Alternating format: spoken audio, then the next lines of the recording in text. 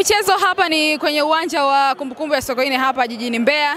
Hawa na hivi ndivyo msafara ambao umebeba nyota wa klabu ya Young Africans unavyoondoka hapa kwenye uwanja mara baada ya kupata suluhu mbele ya Mbeya City. Dakika 90 hakuna mtu ambaye aliona lango la mwenzake. Wapo mashabiki ambao wanaipongeza timu yao kwa mchezo mzuri, lakini wapo wale ambao wanaonekana kusonona kwa yale maneno ya hatumtaki.